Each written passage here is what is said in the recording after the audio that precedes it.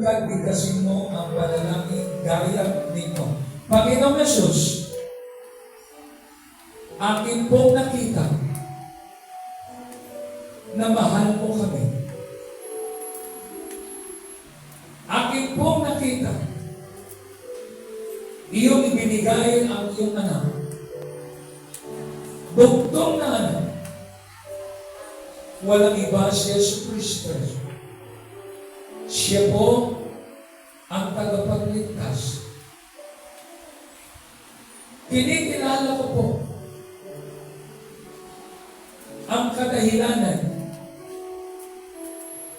bakit siya nagkatawang tao. Bakit siya ipinanganak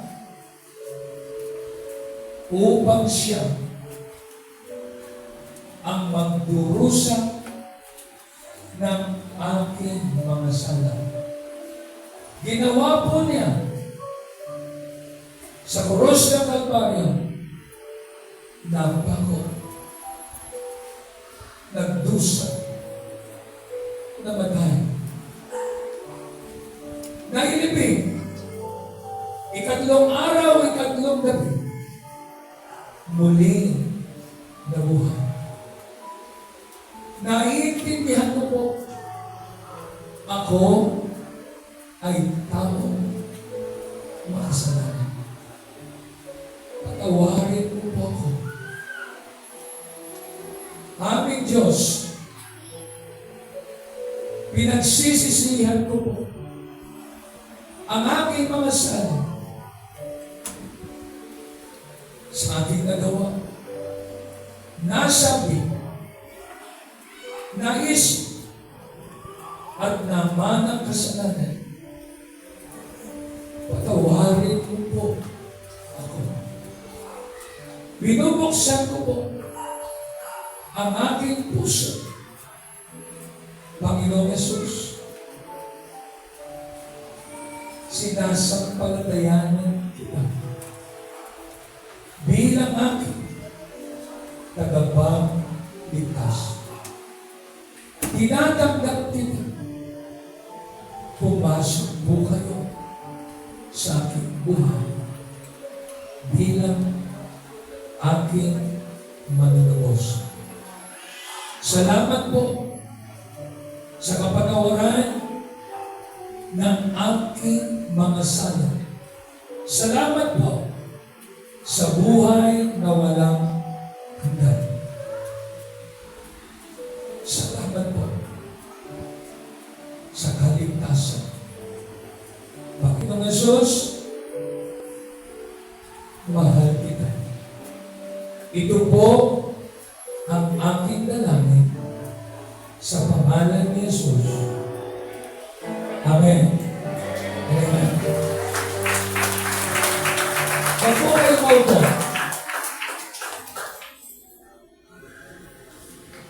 Just simple illustration.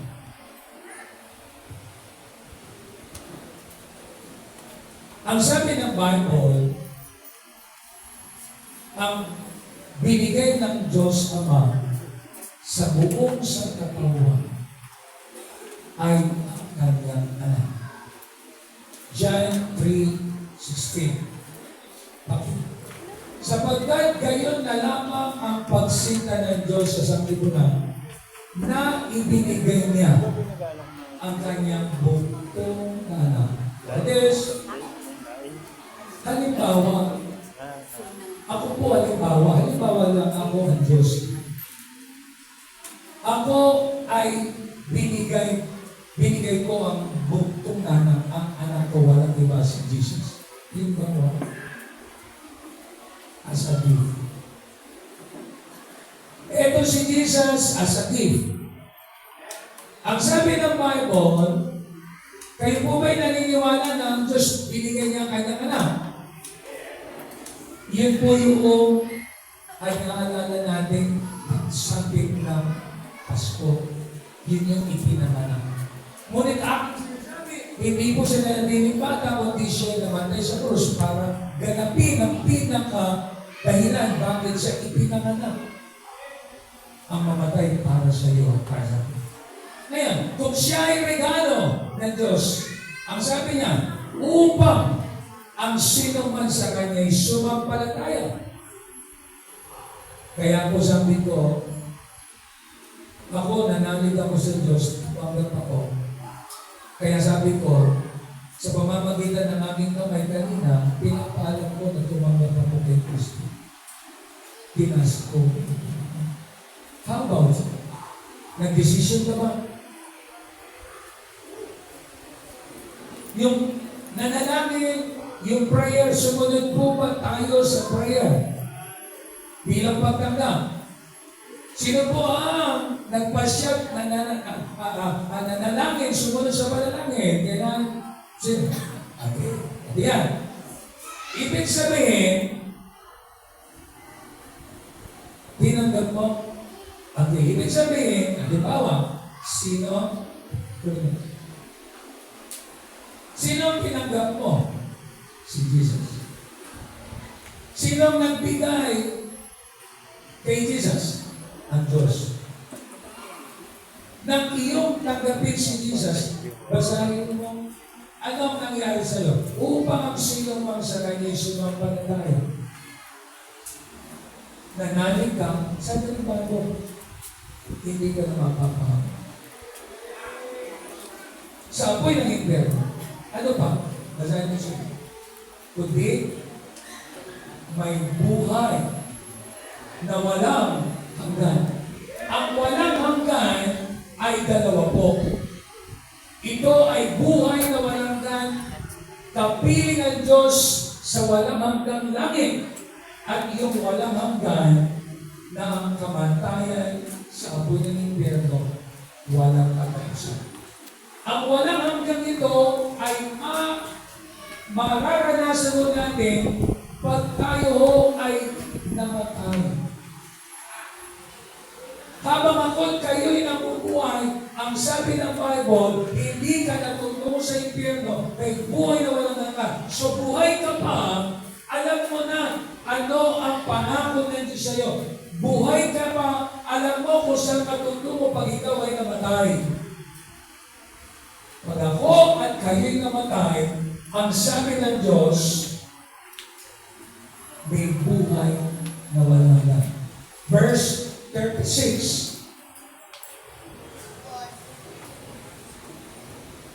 Ang sumasampalataya sa anak ay may buhay na walang hanggan, ngunit ang hindi tumatalima sa anak ay hindi makakakita ng buhay, kundi ang buhok ng Diyos ay suma sa Kanya.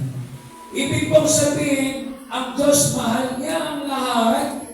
Ang Diyos ay pumarito sa mundo para sa lahat.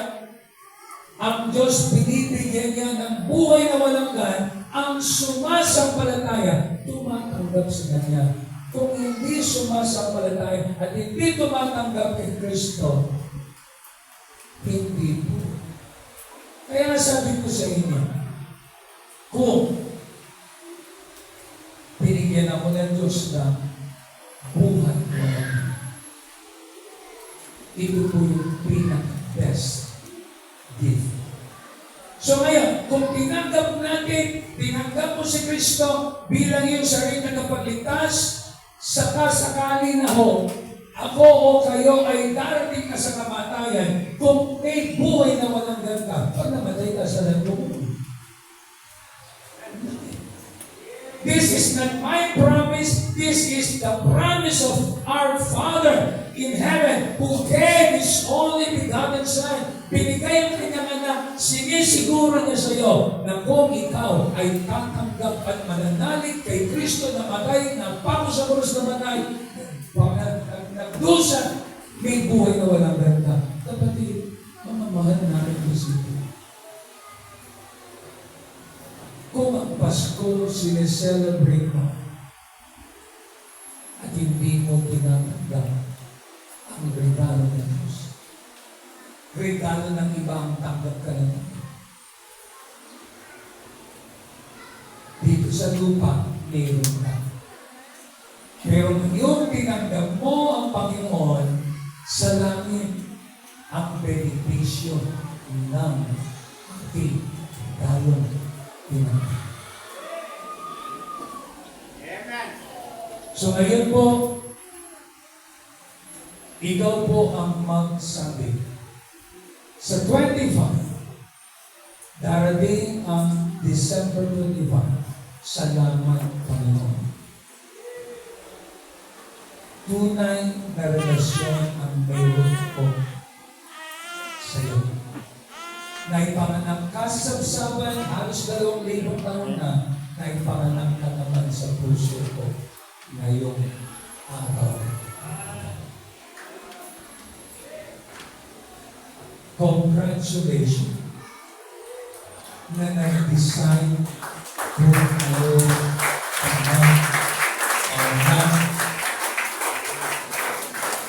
natanggapin ang Panginoon Jesus. Maring ang bag na yan